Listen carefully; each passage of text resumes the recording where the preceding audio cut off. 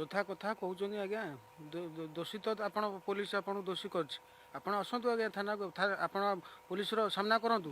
Police ଆଗେ ତାଙ୍କ ପାଖରେ ପହଞ୍ଚୁ, ତଦନ୍ତ କରୁ, ତାଙ୍କ ଫୋନକୁ ଯାଞ୍ଚ କରୁ, କେଉଁ ଦିନ କେଉଁ ମାନେ କଲ୍ କରୁଛନ୍ତି ତା ରେକର୍ଡ଼ିଂ ବାହାରୁ, ଏବଂ ତାଙ୍କ ପିଏ ଇଏ ହତ୍ୟାକାଣ୍ଡ ଯଦିଓ 12 ଜଣରେ ଏଫଆଇଆର୍ ହେଇଛି, ଆ ଦେହରେ ବହୁ ମନ୍ତ୍ରୀଙ୍କ ସହ ତାଙ୍କର ଅଲଗା ଯେଉଁମାନେ ନେତୃସ୍ଥାନୀୟ ଅଛନ୍ତି ସେମାନେ ବି ଏଥିରେ ସମ୍ପୃକ୍ତ। ତାଙ୍କର ଫୋନ୍ ଯାଞ୍ଚ ହେଉ।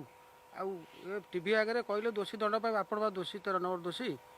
ଆପଣଙ୍କୁ ଆଗେ ପୋଲିସ ତଦନ୍ତ କରୁ, ତଦନ୍ତ ପରିଶୋଧ ନେଇ ଆପଣଙ୍କୁ ଆଗେ ପଚରା ଉଚରା କରୁ।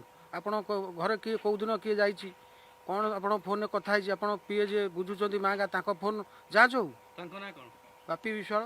ତାଙ୍କର କ'ଣ ସମ୍ପୃକ୍ତି ଅଛି ଆ ଭିତରେ? ସିଏ ଆଜ୍ଞା ଫୋନ୍ ଆଙ୍କର ଏଇ କ୍ରିମିନାଲ୍ ଡେଲି କଣ୍ଟାକ୍ଟ, ତାଙ୍କ ସାଙ୍ଗରେ ପ୍ରତିଦିନ କଣ୍ଟାକ୍ଟ କରି ଥାନାରେ ଏଇଟା ହେଲା ସେଇଟା ହେଲା କୁହନ୍ତୁ, ଭଲ ମନ୍ଦ କରାନ୍ତୁ, ବ୍ଲକରେ ଏଇଟା ହେଉନି ସେଇଟା ହେଉନି, ତାଙ୍କ କଣ୍ଟାକ୍ଟ ହେଉଛି, ତାଙ୍କ ଫୋନ୍ ଯାଞ୍ଚ କରାଯାଉ।